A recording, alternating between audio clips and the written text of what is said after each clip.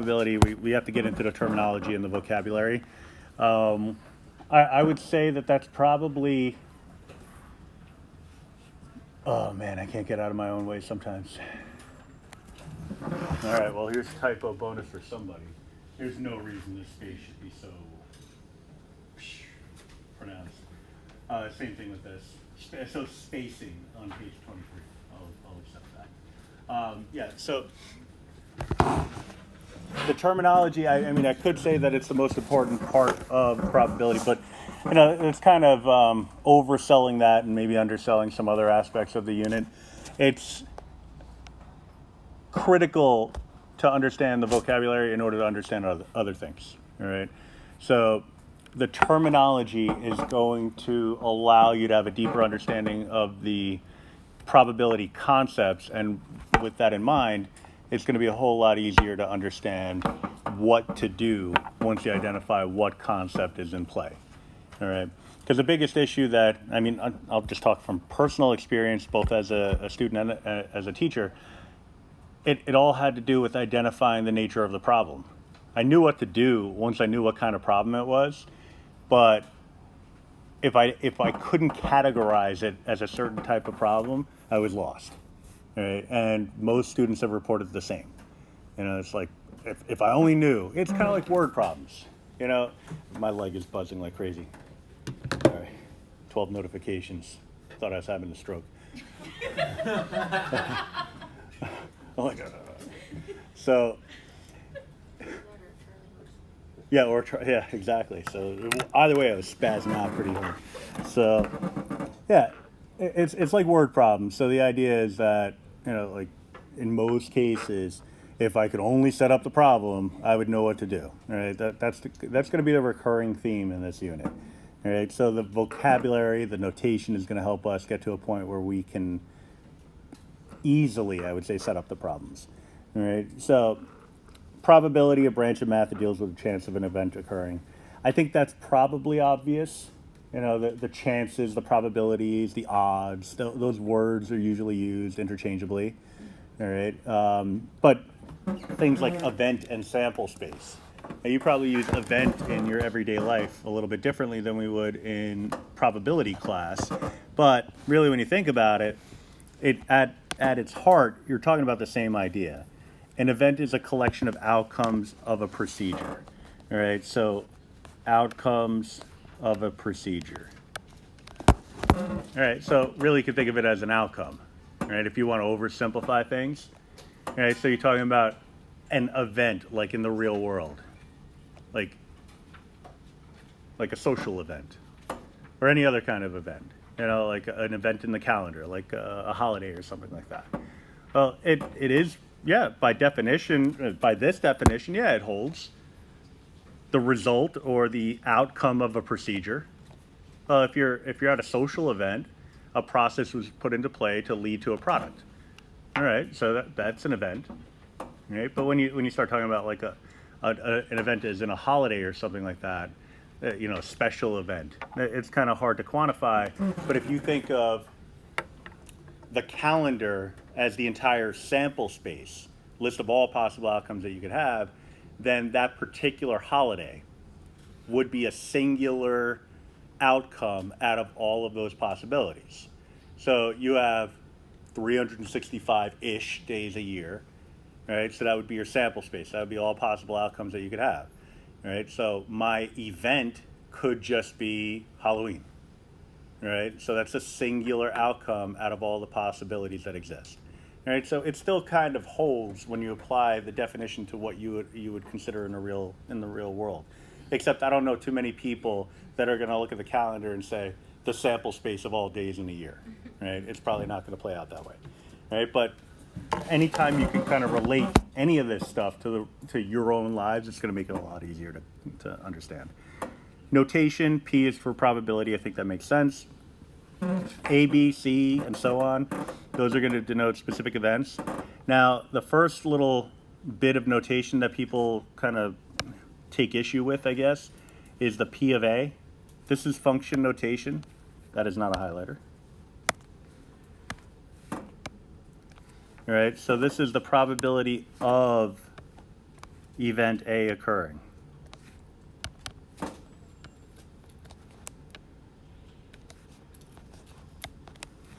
All right, so thinking back to algebra, f of x. All right, when you're writing a function, f of x equals x squared, or f of x equals sine of x, or something like that. It doesn't even matter. It's just a function of x. Here, it's probability as a function of a. All right, so I'll make a note of that. It's probability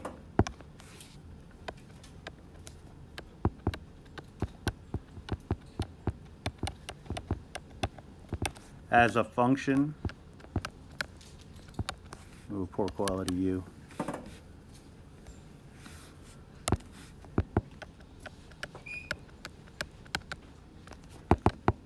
of the event. All right, so what it's telling us is that there's some reliable way of determining the probability of a particular event, provided you know what the rules are of that well, I don't want to get too fancy here, but probabilistic model. That sounds way too complicated to be a term that you would need to know. So it's not a term you need to know. It's just basically saying that there is a scheme by which you could determine probabilities. What would be the probability of this particular event, whatever it is, following that scheme? All right, that's all it's really saying. All right, so fancy terms in this unit generally, typically boil down to probability. All right, so if you see anything that sounds too complicated, it's probably just a textbook trying to make something simple sound extraordinary.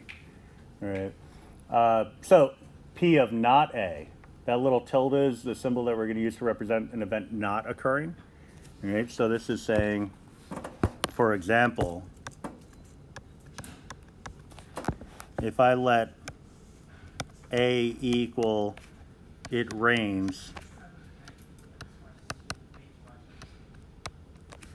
then P of not A would be the probability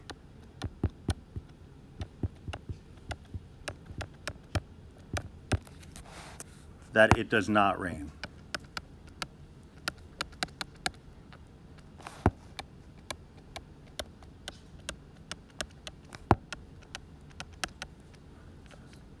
Now we're working in a complete absence of really any kind of meaningful information here. So we're just kind of assuming that there is some number associated with the probability that it'll rain.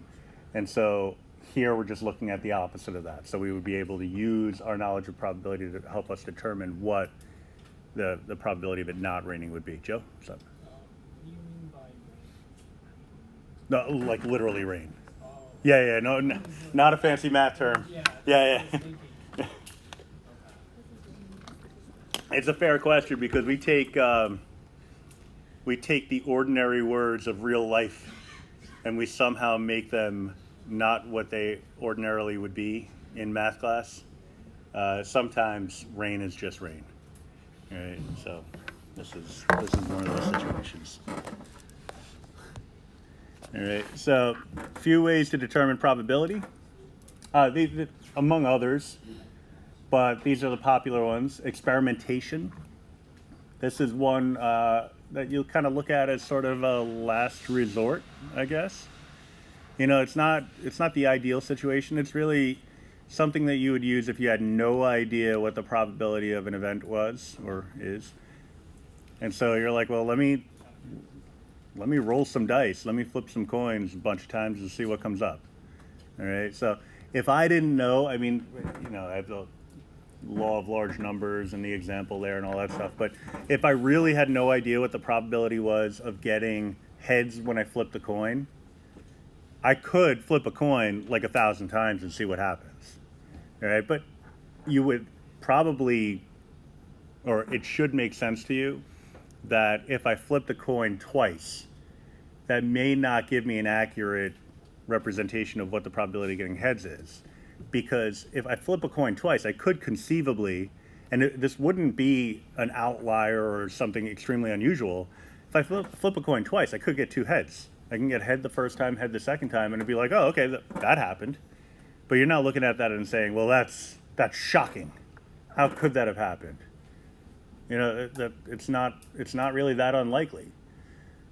But if I flip a coin 10,000 times and get 10,000 heads, you're like, okay, this is not a fair coin.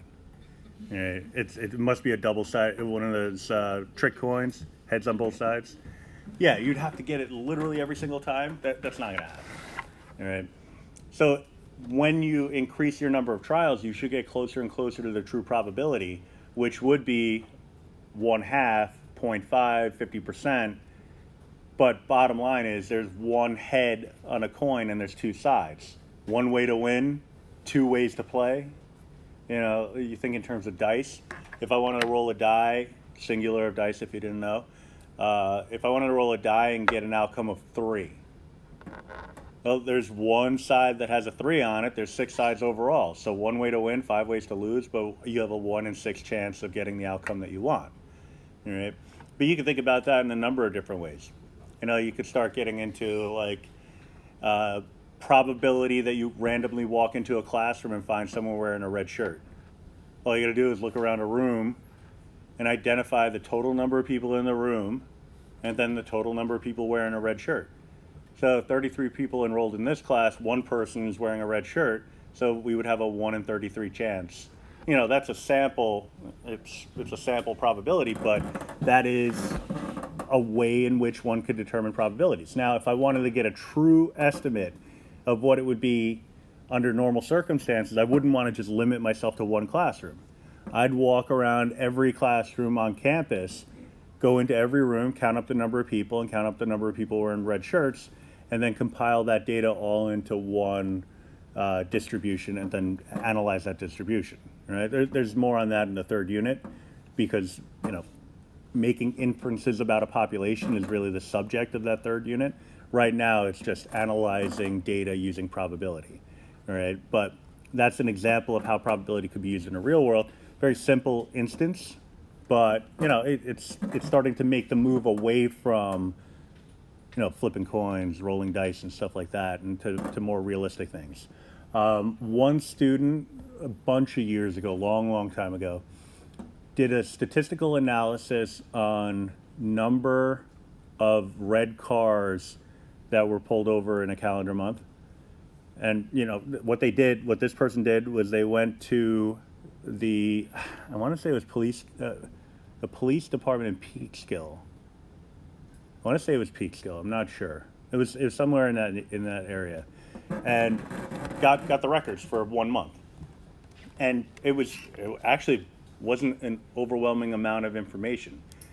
She was able to conclusively determine that the red cars were not really singled out at any rate that was different from any other color car. You know, speeding is speeding. Texting and driving is texting and driving, you know. Now, it is possible that, you know, like you're driving in a bright red car, you know, the cop's more likely to see you, I guess. I don't know. There's a possibility there. But based on her small sample, she wasn't able to, I mean, she drew a conclusion using proper probability and statistics, and there was no relationship between color and quantity of tickets, color of car. So, but that has to do with a simple probability, counting up the number of successes and number of trials. Right, so pretty simple in terms of the data collection, but very powerful in terms of conclusions that can be drawn. And really, if you think about it beyond that, who's to say you go with color of cars? You know, maybe you get into ethnicity.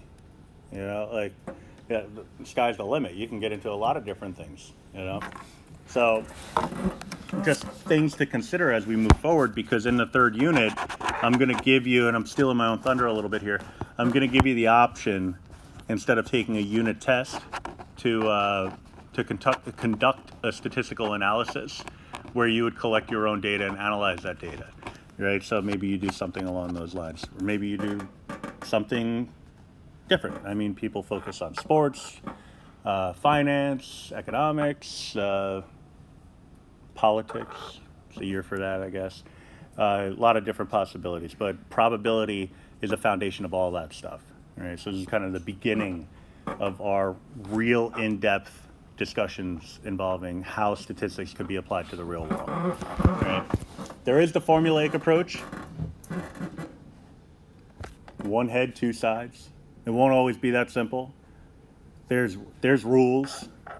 You know, anytime you're in a math class, there's a task that needs to be completed, and then there are the rules that help you complete that task. All right? This is that part of the unit. All right? So we'll get into different algorithms and approaches that you can use to find probabilities under certain circumstances, but that's what I was talking about before. If I only knew what method to use, I'd very easily be able to solve the problem. That's going to be the big challenge with the formulaic approach. The estimation and pattern recognition. Now, I didn't really say too much about that because in an academic sense, in the classroom, when you're solving example problems as a group or individually, there's not really much we could do with that. So I say it's the least frequently used method mathematically, but in the real world, it's kind of the most frequently used one because people don't sit down and whip out their calculator and compute probabilities on a daily basis. And even if you did, it wouldn't be more than like once or twice. What this is talking about is the everyday decision making. Right? So I pull out of my complex and I make a left. What decisions go into when I make that left? I got to make the left, but what decisions go into making that left? You know, cars that are coming. All right. What else? People walking. People walking. Yeah. So we got a couple variables. What's that? Traffic light. Traffic light, if there is one. Yeah. So rules of the road. Yeah. All right. A lot of different variables. Right. Every one of them has their own probabilities. All right. Now I add in a little component that there's a blind turn. All right. A bend around the corner. They never cut the shrubs the way they should, you know? Like, it's an outgrowth. It's like, I try to look, but I can't see. All right, so I'm going to make the left. I don't see a car coming, but is there really a car not coming? Who knows, right? My driveway is like it's a hill, and right, you can see the cars further down the hill, but it comes around a curve, and you can't see the cars there.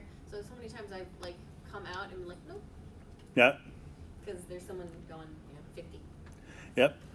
Yeah, in a 35 mile an hour zone, something like that. 40, something like that. Yeah. Too fast. Yeah. I am, when I park in my lot, I live in a condo. When I park in my lot, it's my little Honda Civic, which I somehow fit in, but it's cool. I like it. I like it. You know, it's like my wife has the Pilot. And she's like, I don't understand how you get in that thing. And I don't understand how she drives a bike. yeah, well, but that she climbs in the Civic and she's like, I can't even get in this thing. I'm like, you have no excuse. If I can get in it comfortably, then you should be able to get into it. She just doesn't want to drive it. You know, now it's a faster car. It's cooler looking. Save on gas. And you save on gas. I mean, it's the trifecta. Like, I mean, there's no way around it. But the trade-off is I got to park between two giant SUVs no matter where I park. It's terrifying. Yeah. So I'm backing out, and it's like, all right, I've looked as much as I can. Now I just got to go. Still haven't gotten hit yet. Nope, still haven't gotten hit. All right, I might not die today. This is great. And every now and then I inch back like maybe like a quarter of an inch, 3/4 of an inch, and then boom, someone goes by me. I'm like, well, I hope you die. Like, you're driving 70 miles an hour through a parking lot. Well, I hope, and I hope it's only you. You know, like that. There's that part of it. Like, there's the idiot factor.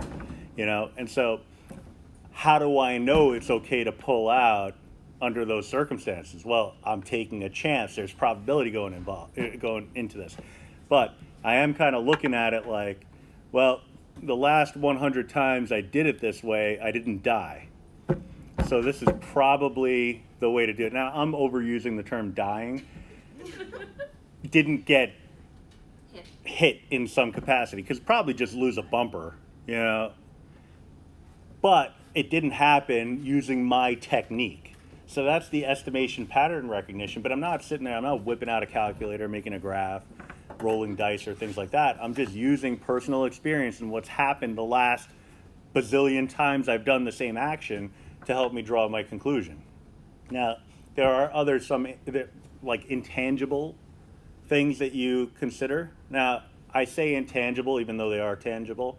It's just you don't really realize that you're perceiving these things, like that blind turn I was talking about. Like, yeah, I can't sense if a car's coming around the corner. They're not mathematically quantifiable. They're not mathematically quantifiable, but they are, like, I am sensing what's happening. I just don't realize that I am. Like, for example, the hint of the brightening of light. It's nighttime. I'm making the left. I don't really realize that I'm noticing that I don't know, the Headlight? yeah, but I'm just thinking of like the vista, like the background environment is somehow becoming almost imperceptibly lighter, and so my brain is interpreting that as don't go, because maybe somebody's coming around, and sure enough, so these little things, these little factors that come into play when you're evaluating everything you do on a daily basis, they're all probability in nature, but you're just not doing the math, right? So, and I mean, are you going to make that left if there isn't a high probability of success? Probably not. So it'd be like perception. Exactly. But that perception is based off of your own experiences and quantifiable probabilities that you just haven't really articulated to yourself. Like you haven't thought about it, so it hasn't really become a factor. But when you sit down and think about it, well, don't think about it too much because then you become paralyzed with indecision. But I mean, if you think about all the factors that go into just walking across a street, Then you become like Judy in Good Place. yeah, couldn't have said it better. So I won't. But yeah, that's the idea behind pattern recognition. So how do I put that on a test? I don't. So, I mean, it's fun. This is the best one or in my opinion, because this is the one that usually gets us out of class and stuff. I'm usually really good at this. But usually nature gives me something to work with. I mean, we should already be off like 3 days by now. Like just based off of recent history, the last 20 years or so. Like 3 days is not an unreasonable amount to expect. We have a trend. Yeah. Do it anyway. Yeah. We haven't had snow again yet. Yeah, it's like spring already. Though there was a few years ago when it happened in April. Yeah, it's true. My brother was living in Boston at the time. They were literally walking through. The sidewalk was a tunnel. Yeah, I mean, it sounds great. It sounds great. I mean, if we could make that happen, like that would just be wonderful. So we'll just, instead of holding class, we'll just, go out to the mountain. Yeah, just do the old Kristoff from Frozen. Just bring those ice cubes down here with a bunch of reindeer and just chop them up and throw them. Yeah, just do something. I don't even know. We need some weather. We need to not be in school so frequently. Decent frost after it rains. Yeah, that's like my high school. It's great. Like it'll be down here, it'll be like a warm summer's day, and up there it'll be like school's closed, roads are icy. I'm like, okay, I'll take your word for it, but yeah, that's how it is. My aunt lived in Boston for 30 plus years, and she never took a day off work. She worked at Mass General, but for weather, they didn't close. She went to work every day. She moved to Portland, and it snowed. It was like not even 2 inches, and the whole city Place shuts down. Yep. Because they get rain, but they don't get snow. So they were just like, we don't have plow, we don't have salt. They didn't have anything. So she was just like, this is nothing for me, but the whole city is shut down. Yeah, that happened in Atlanta. I think it was like 5 years ago. Yeah, same deal. It was just like We would have been like, this we is don't have salt. an average day at the park. Yeah. we're still going to school. People driving on the roads with their bald tires, like trying to actually function, and just didn't work. But you know, the pattern recognition says that that kind of stuff isn't going to happen down there, but it happened that one time. Yeah, and we don't get days back if we don't use them, like in a high school. So just bring it on, let's go. You know, but if I cancel class, I don't get paid. So there's that. Basic probability rules, it's got to be between 0 and 1, those probability values. They can be fractions, decimals, and or percents, but generally we're going to be living in the world of decimals. Percents are fine, but decimals are where it's at. Okay, fractions have their place in this whole thing too, but generally, I mean, if you're thinking in terms of real world values, real world values aren't clean, right? You know, a 1 in 6 chance, 1 in 38 chance, something like that. You know, those are nice, reasonable fractions. But when you're talking about real world phenomena, they're not going to be clean fractional values. They're going to be decimal, hideously ugly decimal values. Now, that being said, if you do have a situation that involves nice fractional values, use those nice fractional values, right? Because you're going to have an answer that you won't have to worry about rounding, right? Hideous decimals, you do have to worry about rounding. So that is the trade-off, but where possible, we're going to end up working with decimals. All right, and so I'll skip the example for a sec. We'll come back to it immediately, but that brings us to the rounding rule. We're going to round to 3 significant digits, and that usually means 3 decimal places, but not always. We're looking at the first 3 non-zero values. So after the zeros have ended, so you have your decimal point, you have maybe a bunch of zeros afterwards. After those zeros end, that's when you start counting off the values to round. All right. So, I mean, you can say, well, if I got to worry about that, the hell with decimals, I'll go with fractions then. You know, but again, real life, not always clean. So you got to be prepared to go both ways. All right. So go back to the example with the complement rule. Given a multiple choice question with 5 choices, what's the probability of getting the correct answer by guessing? Well, that's pretty easy, because I think we've all been in that situation at least once. I have no idea how to do this. Well, I'm going to take my shot, and I have a 1 in 5 chance of getting it right. All right, 1 correct answer, 5 answers overall, 20%, 0.2 if you want.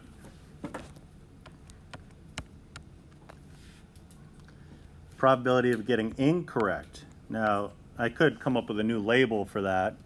I'm using C for correct. I think that's a probably obvious abbreviation, but not C, the not symbol.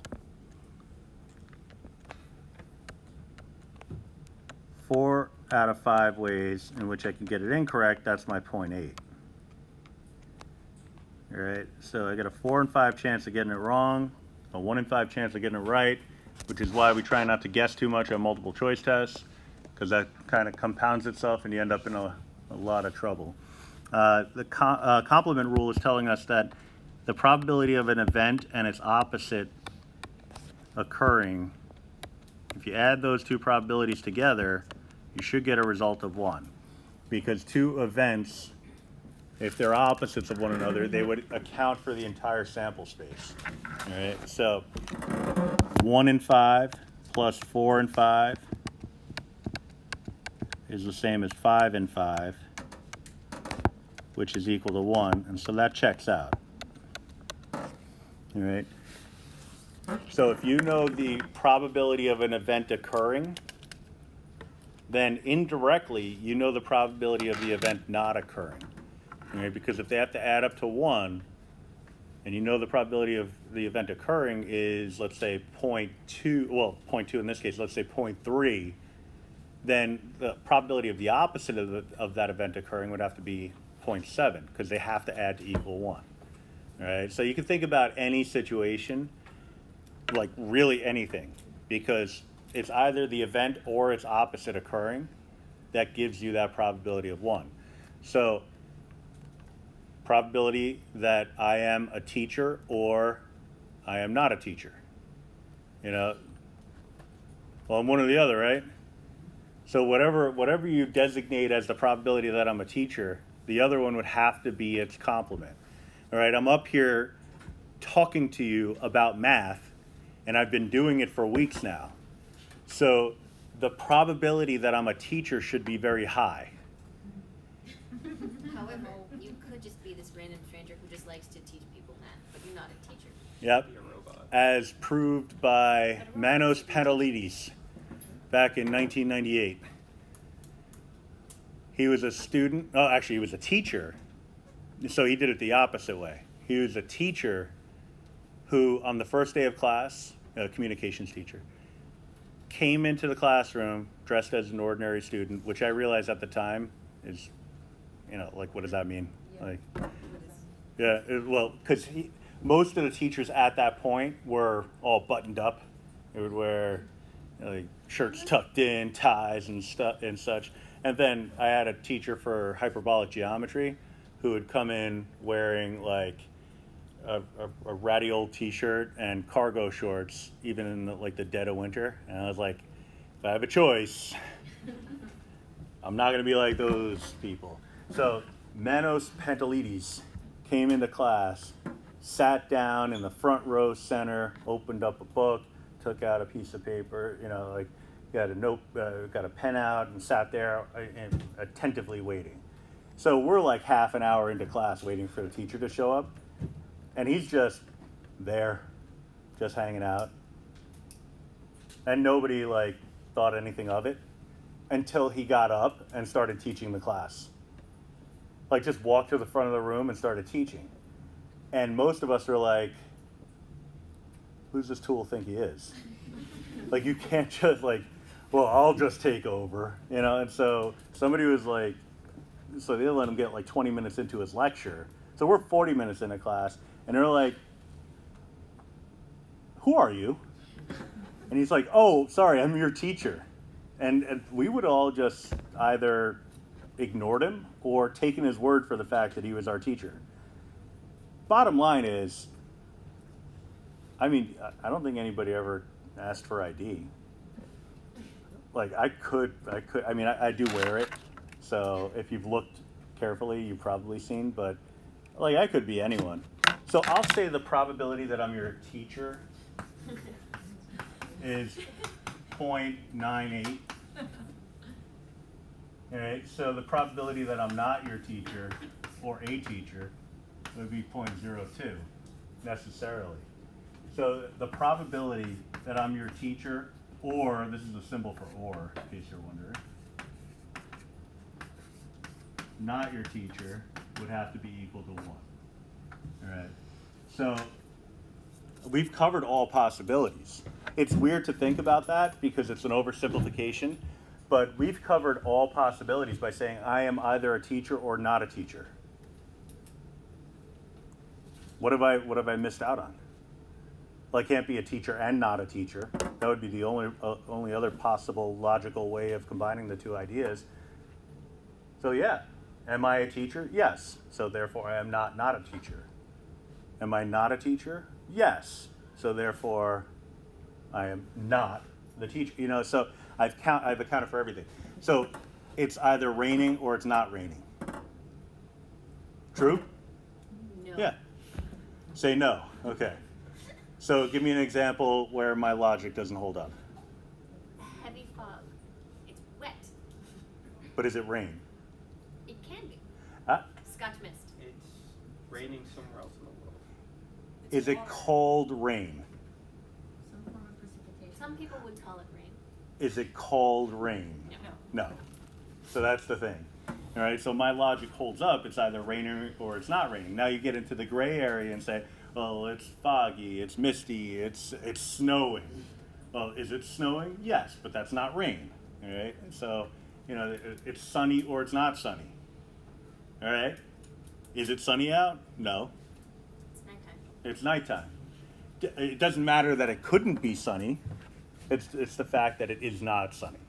All right. So when we're accounting for opposites, it doesn't necessarily matter that the opposite of what is true really makes sense. It's just what is the opposite.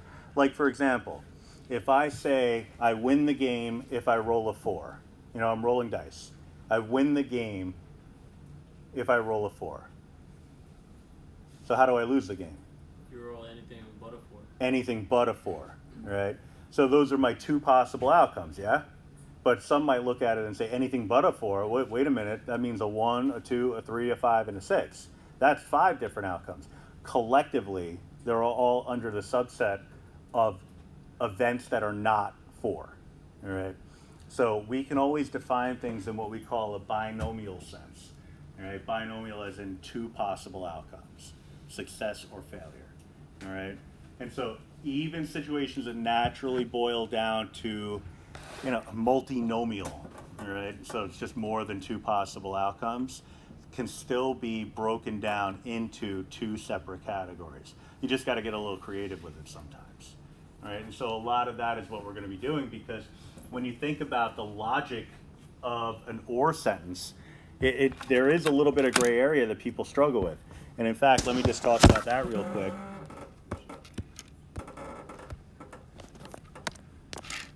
The logical connective or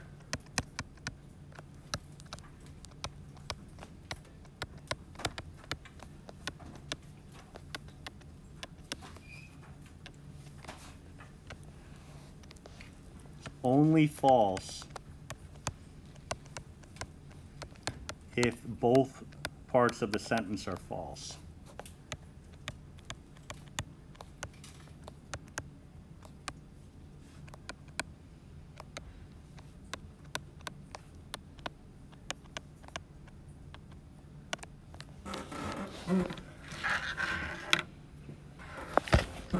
All right, so this is going to feed into that terminology, vocabulary thing I was talking about before.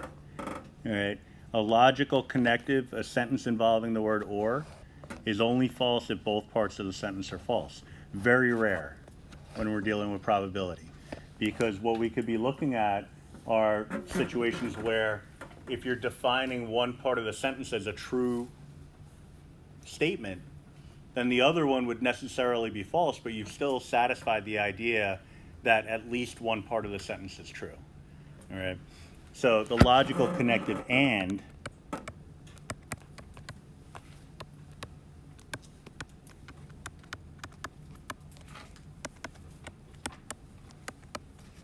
is only true if both parts of the sentence are true.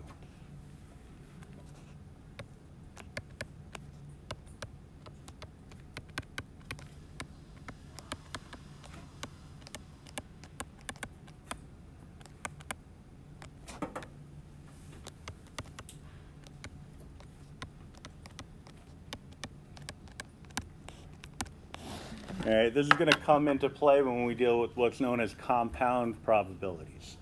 All right, because when I make the simple sentence of it is raining, it is not raining, we could find the probabilities of those things. What is the probability that it is raining? You know, you look outside, it's raining 100%. It is definitely raining. So the probability that it's not raining would be 0.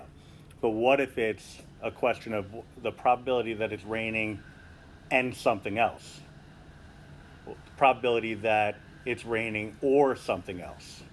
You know, we have to be able to analyze these things, but in order to do that, we need to understand the logic of it. All right.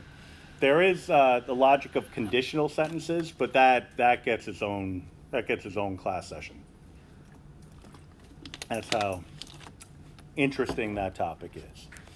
It has significant attributes that kind of expand into more complicated aspects of probability, and so I don't want to rush that. So we'll just focus on the or and the and. We're going to skip odds because I want to come back to that when we talk about the tech assignment.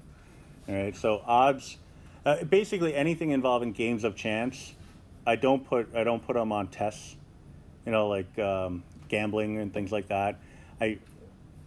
I used to do that for years actually, but I just had an epiphany, and I thought like, well, not just, but like a couple semesters ago, but it was like, am I testing on probability or am I testing on your knowledge of like casino games?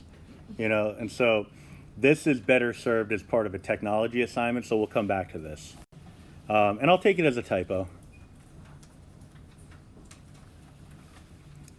That typo should be include page 24 in second tech assignment.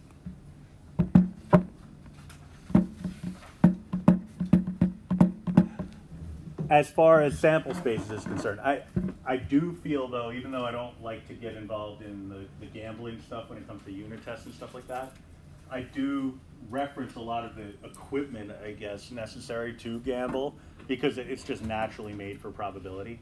You know, rolling dice, flipping coins, pulling cards from a deck and stuff like that.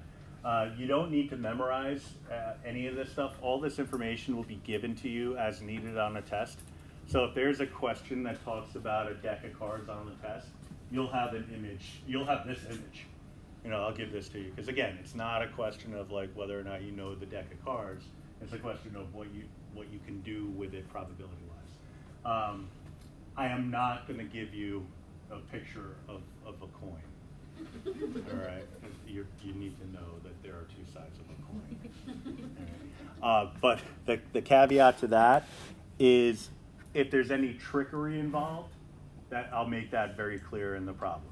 So if it's one of those trick coins where both sides are heads, or something along those lines, or a loaded die where one side is more likely to occur than it would normally occur. Like it's supposed to occur 1 out of 6 times, but because somebody messed with the physics of it, it's now 2 out of 6 chance, or 1 in 3 chance that it will come up on a particular outcome.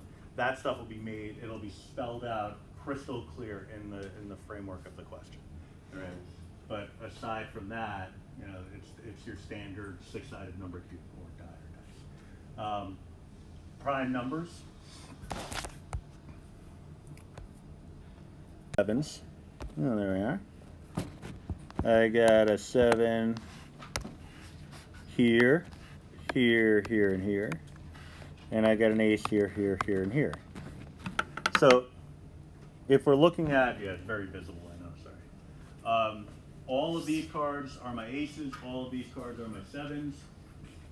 You just look at it and say, oh, I got 8 cards that satisfy what I'm looking for. All right, so that works. Should have that somewhere. Where did it go? Ah, formatting. That should be on the bottom of the previous page, but it got shunted to this page. So typos forever. Prime numbers, you should know just in general what a prime number is, because they come up pretty frequently in probability questions.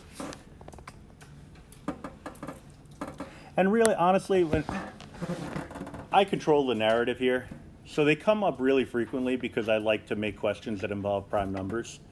So, you know, it's like, do we need to know the prime number? Yeah, because I'm going to make questions out of them. All right, so you want to know them. All right, but you're going to have, you know, resources for the test, a note card. But, you know, the more stuff you know, the less you have to put on that note card. All right, so the prime numbers, just by definition, any number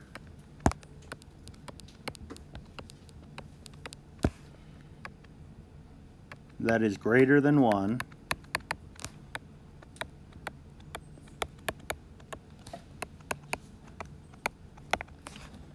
and divisible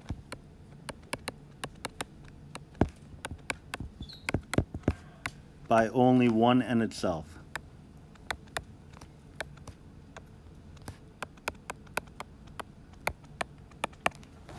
All right. Personally, I think knowing that definition is better than just having a list of prime numbers in front of you. It's just a lot easier, I think. Other types of numbers, like for example, perfect squares, perfect cubes, and things like that, those are all things that you can get from your calculator. I'll show you that in a minute. But this is one where, you know, it's just, you're just better off knowing that definition.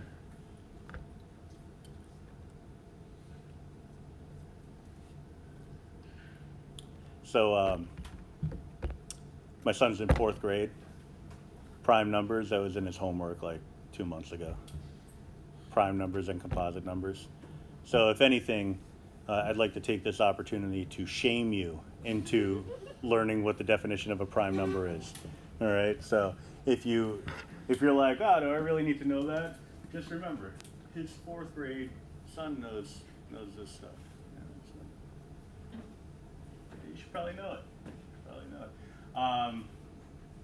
Could you survive without knowing it? Yeah, I guess, but you're gonna get stuff wrong. I mean, that's gonna be pretty much how it is. So you definitely wanna have this down. All right. So any number greater than 1 is divisible by only 1 in itself. All right, and you'll see when we talk about this where that comes from. But when we talk about things like perfect squares, and I'm just gonna jot that down here. So perfect squares. I'll say perfect numbers. And then I'll categorize it as squares, cubes, fourths, etc. That kind of stuff you can get from your calculator. And I'll show you how to do that in a sec. Because prime numbers and perfect numbers are, you know, they're numbers. So that means that they're possibilities when it comes to asking a question. So I could say, Tommy randomly selects 2 cards from a deck. What's the probability that the first card he selects is a prime number and the second card is a perfect number? You know, so then I'd have to look at all the perfect numbers, whether it's squares, cubes, or whatever, that are in that sample space. All right, so having a sense of what these numbers are would be pretty important. All right, but let me just show you really quickly how you can get that off your calculator. It's not difficult.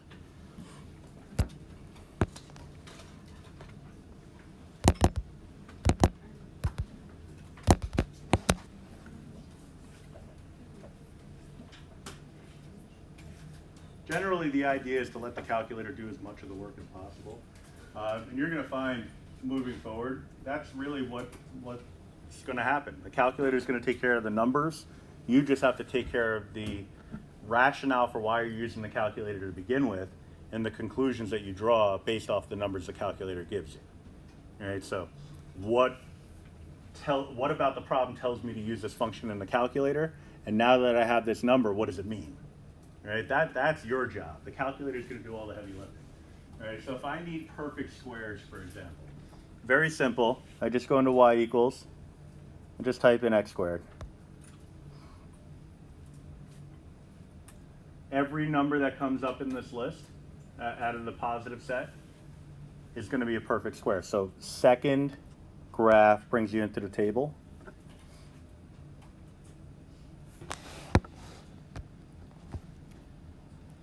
And every one of these values will be a perfect square. So we select y equals y1 equals x squared. For cubes, it would be y1. Geez, poor quality y. Y1 equals x cubed. Y1 equals x fourth. Hopefully you get the idea. It's just whatever the power needs to be. All right. It's just you want to organize your table so that you're starting off with 0. All right. So sometimes the table settings could get a little wonky. So if you have some funky numbers in your table, you know, negative values, decimal values, things like that, what you want to do is you want to hit second window and make sure that your table start and delta table are 0 and 1. So these first 2 inputs should be 0 and 1 because this is where you want your table to start, and this is what you want it to go by in terms of x. All right, so I want it to start at 0 and I want it to increase by a whole number. 1. All right. So I would just hit, again, y equals, type in what I'm looking for. So x squared is good enough. Second graph, and it brings me to the settings, although mine took a walk on me. There we go. Yeah. squaring your equal. Oh, you got to type in the x first, then the square. It's weird. You would think this gets the job done. You got to hit the x key first, then the power of 2. Yeah, that part is not intuitive. Because you would think, it says x squared right on it. Why wouldn't it do the job? But yeah, you got to call up the x key first. And then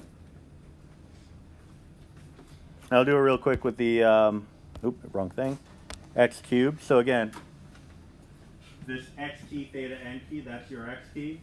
Some people go for the alphanumeric one, but this one, this brings up the x. So hit this key, and then I want x cubed. So that caret symbol, why it's called a caret, I have no idea. Right above division, that upper triangular looking thing. Hit that, that brings you into your exponent tool. And then you could even use that for a power of 2, but I tend to use that for powers other than 2. So x cubed, hit enter to lock it in, and then go into your table. I'm sorry, how'd you get the cube? Sorry. So the caret symbol, this key, so hit that, then type in a 3 and hit enter. So now what I have is a list of perfect cubes. So every one of these values is a perfect cube. All right, so if I took the cube root of any of these numbers, I'd get a whole number as a result. Second graph. Right above it, it should say table.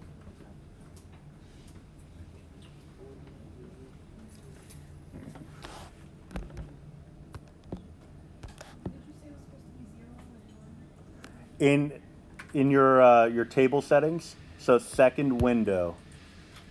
If you hit second window, these two values should be 0 and 1. That'll guarantee your table is set up the way you want it to be. Just to the cube. Okay, so X X, and this one. yeah, and type in the 3. Oh, 3. Yeah. I thought you said F3. Oh no, just the 3. All right, so if you need any kind of perfect numbers, that would be my recommendation, unless you happen to know them off the top of your head. All right, some of us do. Now, for sample space size, sometimes what we want to do is come up with the total number of values that make up a sample space without having to write out the entire sample space itself. So if you think back to the previous page, you have all the different outcomes for 2 rolls of a fair die. You have all the different outcomes for a full deck of cards, 3 flips of a coin, and so on. But what if you had like 20 rolls of a die? You know, it's not something you're going to want to list out. It would take you the rest of your life, right? So what we want to do is come up with a simple way to come up with the total number of values in a sample space without having to list them all out. So this is going to help us get down that road, I guess. All right, so 1 flip yields 2 outcomes when I flip a coin. So I'll make a little table here. So we'll say flips.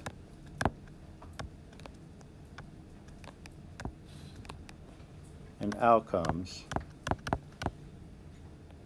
1 flip gives 2 outcomes. 2 gives 4 outcomes. 3 gives 8 outcomes. We want to know, is there a pattern? It's not the best question I've ever phrased. Well, yes.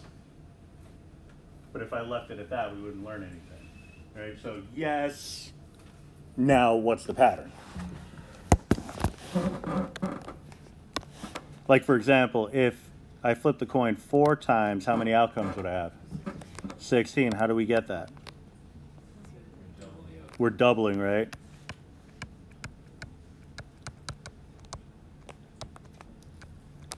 All right. Now, if there were 10 flips of a coin, I suppose I could just take the 16, double it again, double it again, double it again until I've gotten to a total of 10 flips. 2 to the 10th, yeah.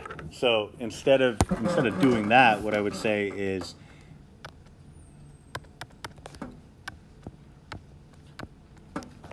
take the number of outcomes for a single trial and raise it to the power equal to the number of trials, because that 2, when we had one flip giving 2 outcomes, that's the same as saying 2 to the first. 2 to the second would be the same as 4. 2 to the third would be the same as 8. 2 to the fourth, and so on. I got a little ahead of myself. This should be 2 to the 10th. So what it gives us is the idea that if I had n trials,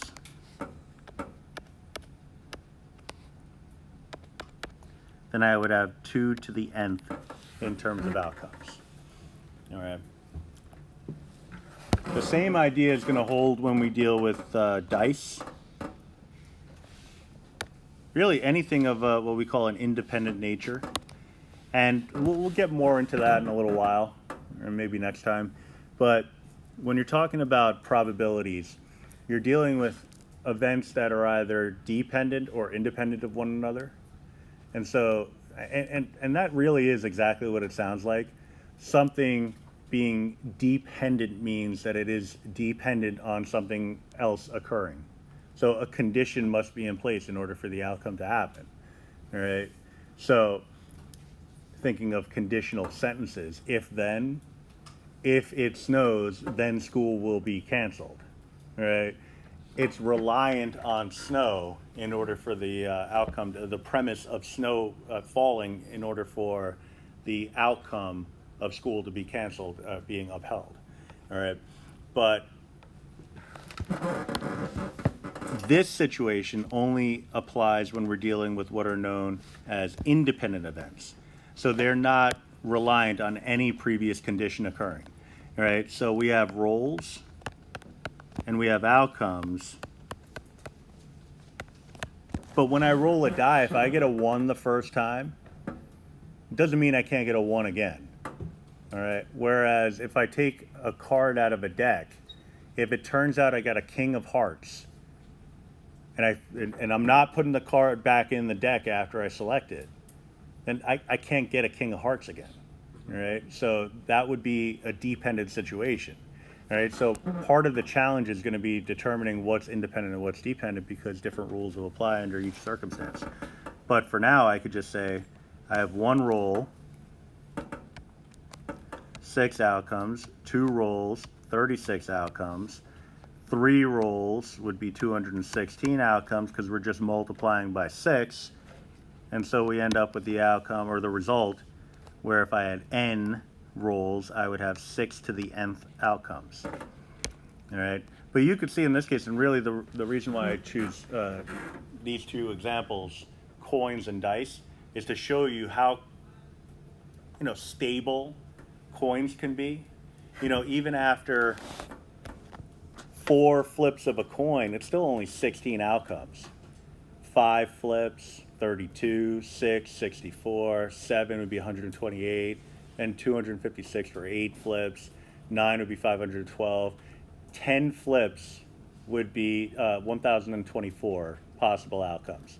All right, I would not be overly enthusiastic about figuring out something like that in terms of listing out the entire sample space, but I'd be a whole lot more enthusiastic about doing that than I would be about listing out that sample space.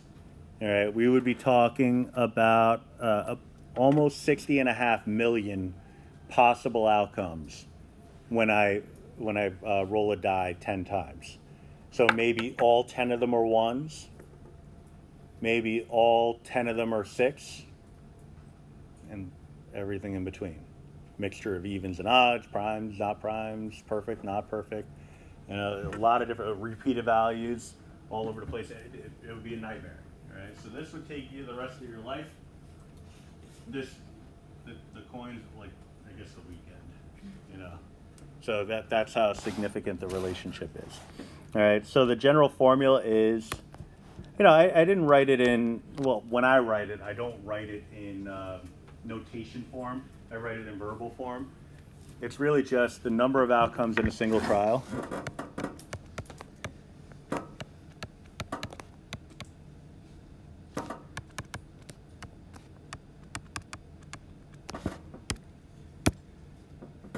I can get rid of this actually.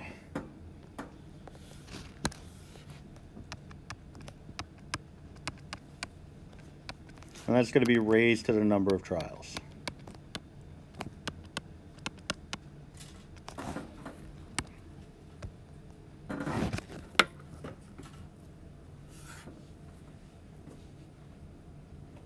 Honestly, if I wrote it in notation form, it would be A to the nth, where A is the number of outcomes in a single trial, and N is equal to the number of trials. It'd be basically right in the same question. If there is 0 trials, it would equal 1 outcome, right? But Right. shouldn't be no. No, it's one outcome of nothing. Yeah, so 0 is a weird number when it comes to probability, because when you start thinking about groupings and arrangements and stuff like that, 0 takes on a kind of a weird role. Because if I say, I'm going to take a coin and flip it 0 times, how many outcomes will I have? Well, I'm going to have one outcome of nothing. How many times can you represent nothing? Well, once, because why am I going to distinguish different types of nothingness? Once I've got all my nothing together, why would I say, okay, you're nothing number 1, you're nothing number 2, you're nothing number 3? That wouldn't make sense. The best example I could think of is if I were to say, all right, I need some volunteers to come with me carry some textbooks. All right, I need a group of nobody. You're like, okay, the group of nobody, come with me. Yeah, there's only one way that that's going to happen. I'm going to walk out the door, and that group of nobody is going to come with me in your minds. But there is the one action of me walking out the door, and that single group containing nobody will be coming along with me. But, and so as weird as that sounds, you sometimes think about groupings containing nothing as the opposite of a group containing everything. All right?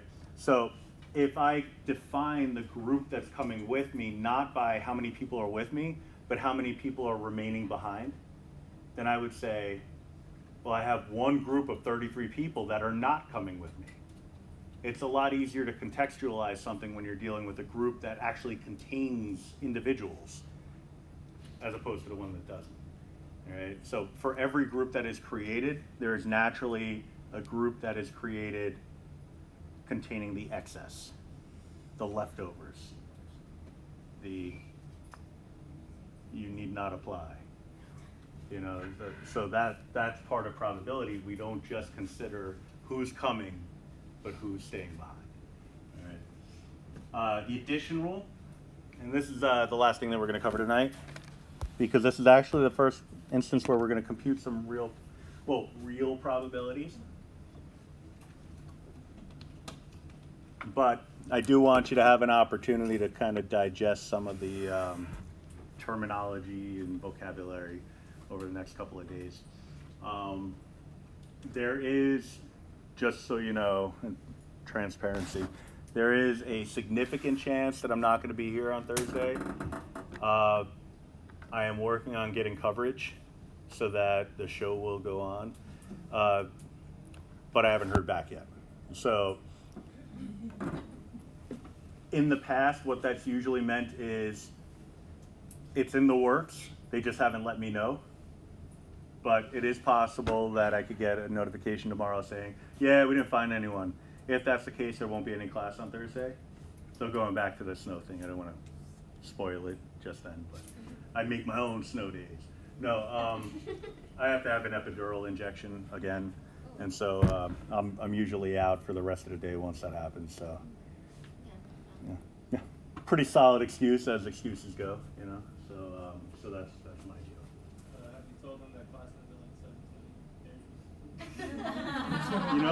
I get that's a very valid point. I have not, because I haven't gotten coverage yet. I will make it a point to do that because I have forgotten in the past, and students were not happy. So Paul. Right. Just on the off chance that somebody's like, wait, there's a second type assignment. It's not assigned yet. We'll get there. Now that's Well, that part is okay. So the addition rule method used to determine the probability in a single trial of either of two events occurring. Yeah, that means something useful, I guess. Textbooky. Most people look at this as the rule of OR.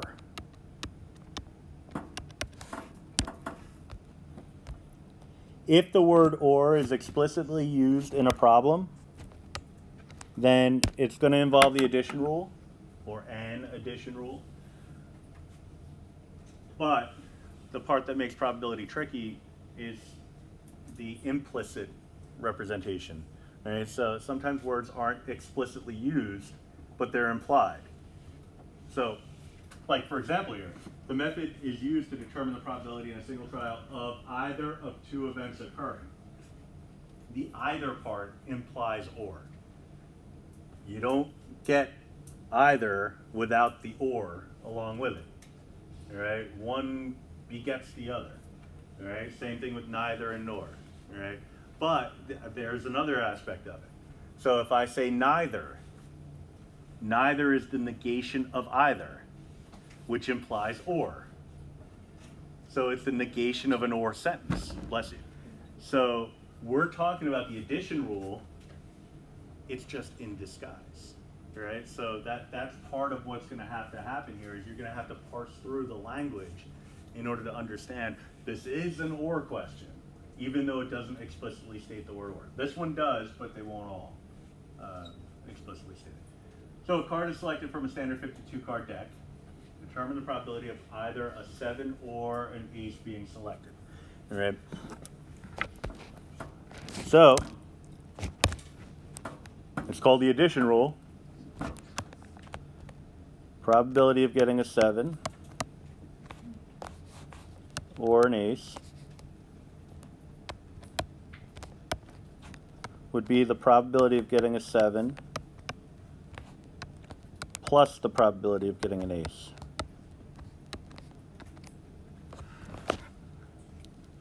Now, if you flip back to the sample space on the previous page, 2 pages ago, you can see, I think it's 2 pages ago, maybe it's the last page. Last page? Then you could just count up the number. Ultimately, if I'm itemizing this, I want to say that I have 4 7s out of 52 available cards. Or I have 4 aces out of available 52 cards, giving me a total of 8 out of 52.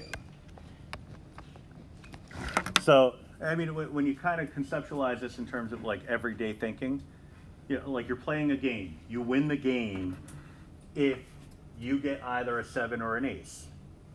Well, if you really think about it, well, there's 8 ways that you're going to win. Like if you're playing this game, you're rooting. What are you rooting for? You're rooting for any of the 4 7s or any of the 4 aces to come up. If any of those come up, then you win. There's 8 ways that that can happen. There's 52 cards overall. All right.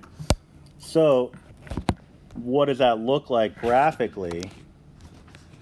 I know we're all dying to know. Little Venn diagram.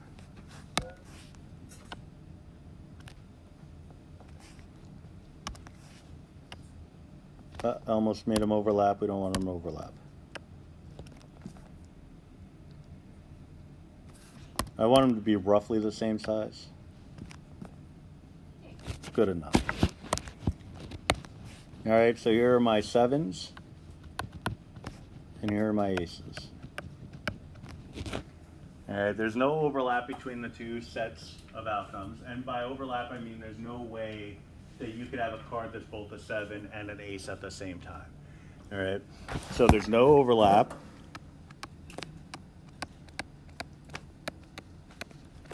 So we call this 3 dots in the form of a triangle means therefore. So I say therefore, we call it mutually exclusive.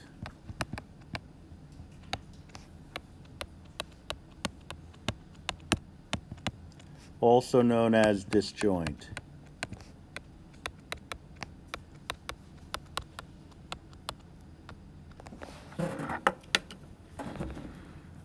Alright, mutually exclusive, each set is excluding the other set.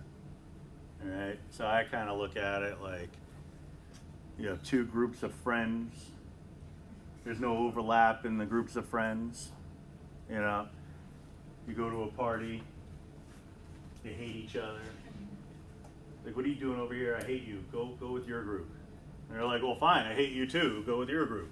You're excluding each group, right? But if you have like that overlap of friends, and that's pretty typical in life, right? So you have, maybe you're the overlap. Odds are you're the overlap. Like if you have multiple groups of friends, like I got my work friends, I got my Giants friends, I got my family friends, you know, like I'm the overlap. I'm the one thing that's in common from the different groups, all right? So they would not be mutually exclusive because they have something in common with one another. Me. They're lucky, obviously. So, yeah. So there is no overlap in this case, though. That's our license to add the two probabilities directly together. All right. But if there was overlap, then we'd have to account for that. Because we can have an or sentence be true if either part of it is true. All right. So if a card is only a 7, I win. If it's only an ace, I win. If somehow they could both be 7s and aces at the same time, I would win, but it's not possible in this context. But in the next one, it is, because I have the probability of getting a 7 or a red card. Now, I could just say probability of getting a 7 plus the probability of getting a red card. But I'm going to run into some issues there.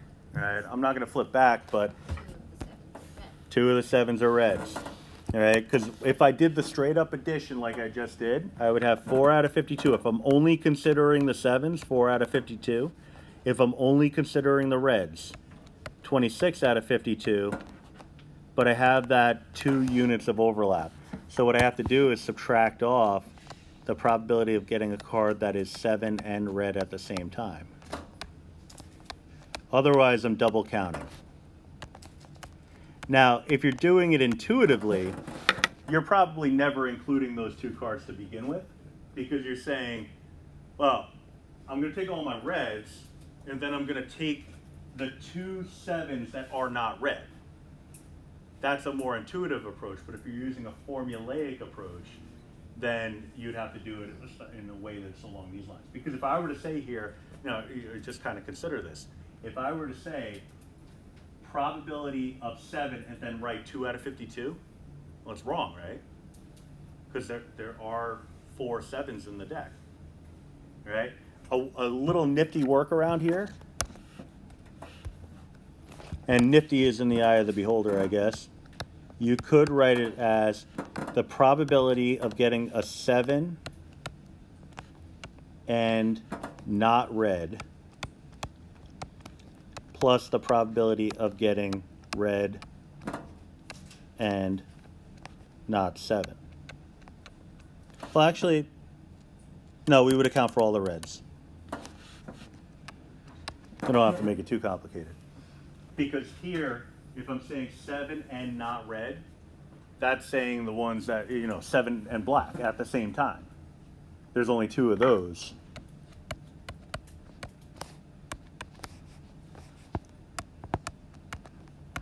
Either way, we're going to get our 28 out of 52.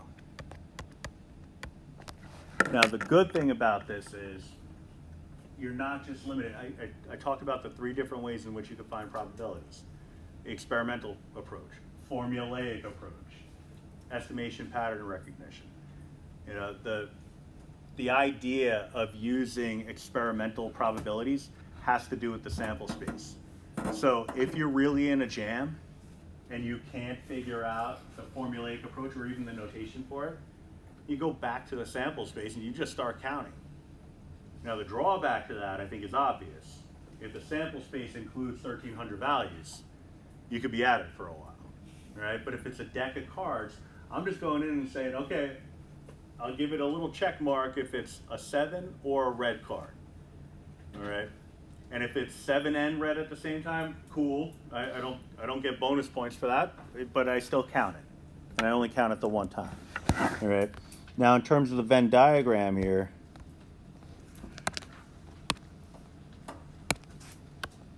rectangle.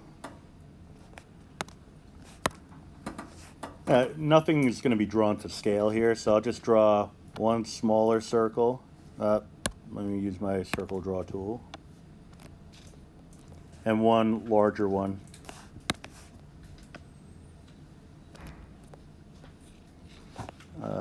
Minus the fill.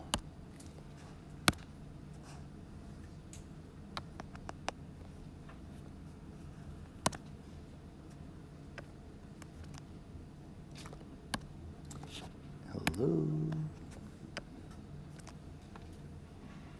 Good enough. All right, so these are my reds.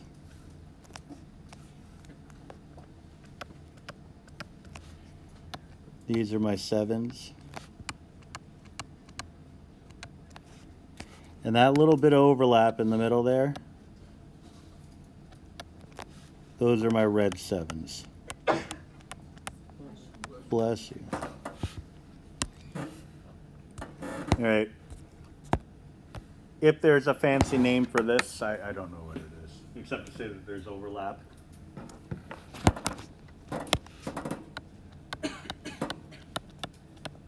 Most people just say that it's not mutually exclusive or not disjoint. So it's more important that you know the name for this case, because this would just be the opposite of that. All right? Sometimes we define things, especially in probability, not by what it is, but what it isn't. All right? So that's going to be